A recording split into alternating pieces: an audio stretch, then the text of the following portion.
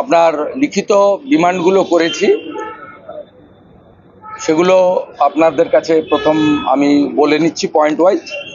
তারপরে অ্যাডিশনাল যদি কিছু থাকে আপনারা বলবেন, আর যদি কোনো পয়েন্ট আমি মিস করে যাই তাহলে জগন্নাথ ভাই বা সিধা এক আধটা পয়েন্ট ইনক্লুড করি। আমি প্রথমেই বলি যে আমরা ষষ্ঠ দফার ভোটে আমাদের দুটো বিষয়ে তিক্ত অভিজ্ঞতার কথা আমরা তুলে ধরেছি।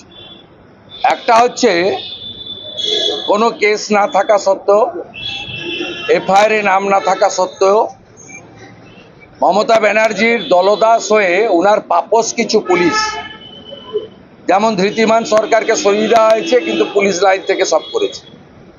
সৌম্যদীপ বলে আরেকটা এঁচড়ে পাকা এসপি আছে পূর্ব মেদিনীপুরে, আপনার এসডিপিও একটা আছে বিষ্ণুপুরে।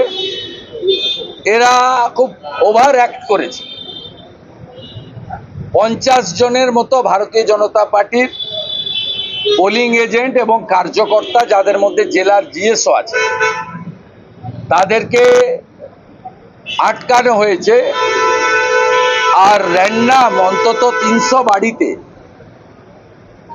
পুলিশ 3 দিন ধরে রেড করে তাদের বাড়িতে ঘুমাতে দেননি, থাকতে দেননি। ঘাটাল লোকসভা কেন্দ্রে আমাদের পার্টির জিএস তন্ময় ঘোষকে 2014 সালের কেসে ফরওয়ার্ড করা হয়েছে, যে এফআইআর তার নাম নেই। নন্দীগ্রামের একটি মণ্ডল সভাপতি ধনঞ্জয়কে এমন একটি কেসে ফরওয়ার্ড করা হয়েছে যে কেসে এফআইআর তার নাম নেই, এবং যখন জাজ ল্যাপটপ আনতে বলেছে ঘটনার ছবিতেও ওকে খুঁজে পাওয়া যায়। পশ্চিম মেদিনীপুরে যুব মোর্চার সভাপতি আশীর্বাদকে আটকে রাখা হয়েছে। এরকম অসংখ্য উদাহরণ আছে।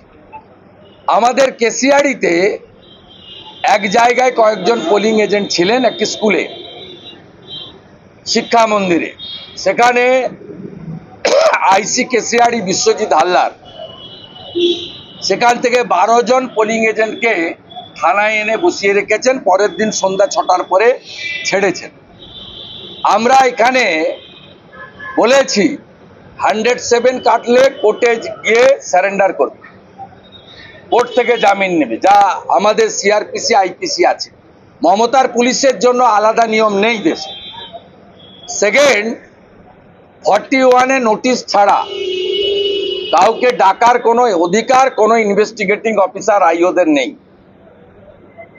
আমরা সিওকে এটা বলেছি এবং সিও বলেছেন আপনাদের 7th পেজের পোলিং এজেন্ট এবং ফাংশনারিজ যাদেরকে আজ পর্যন্ত 107-এ নোটিশ করা হয়নি, সেকশন 41-এ নোটিশ করা হয়নি, এবং যারা সম্ভাব্য কাউন্টিং এজেন্ট তাদের তালিকা আপনি আমার কাছে পাঠাবেন। আমি ক্লিয়ার নির্দেশ দেব, কোর্টের পেন্ডিং ওয়ারেন্ট ছাড়া কাউকে অ্যারেস্ট করা যাবে না। হি এগ্রিড। আমরা আপনাদের মাধ্যমে গোটা পশ্চিমবঙ্গের 7th ফেজের সমস্ত বিজেপি এবং অন্যান্য নির্দল বা অন্য দলের লোকেদেরও বলছি, পুলিশ ডাকলে ফোন করে থানায় যাবেন না, বাড়িতে গেলে দরজা খুলবেন না। সেকশন 41-এর নোটিশ ছাড়া একজনও কোনো থানায় যাবেন না। উত্তর কলকাতাতে চোর মমতা কালকে বিনীত গোয়েলের মাধ্যমে কিছু ওসিকে লাগিয়েছে। আমি এখনই বলে এসেছি ওখান থেকে, আপনাদের মাধ্যমে বললাম, এই 7th ফেজে একটু ডায়মন্ড হারবার আছে, করবে, পুলিশ বাবা পার করেগা। সন্দেশখালী আছে, আজকে জেনেছেন সন্দেশখালীর গীতা সহ অবৈধভাবে গ্রেপ্তার হওয়া প্রত্যেককে division bench Kolkata high court immediate জামিন দিতে বলেছে। জুডিশিয়ারি এগিয়ে এসেছে পশ্চিমবঙ্গের ডেমোক্রেসি বাঁচানোর জন্য। আর গোটা নোংরামিটা করছে মমতার পুলিশ আর আইপ্যাকের চোরগুলো, চিটিংবাজগুলো। আইপ্যাকের লোকেদেরকে হুঁশিয়ারি দিচ্ছি, খানাকুলে যেমন ধোলাই হয়েছে, আপনারা যদি গণনা কেন্দ্রে ঢোকেন আপনাদেরকে সমান ধোলাই দেওয়া হবে, সমান ধোলাই। অন দ্য রেকর্ড বলছি, যা পারেন করে নেন, আমি ভয় করি না কাউকে। খানাকুলে যেভাবে সাইজ করেছে জনগণ, আইপ্যাকের একটা চোরও যদি ঢোকে কোনো কাউন্টিং সেন্টারে দেখতে পাই, আমরা যা করার করব।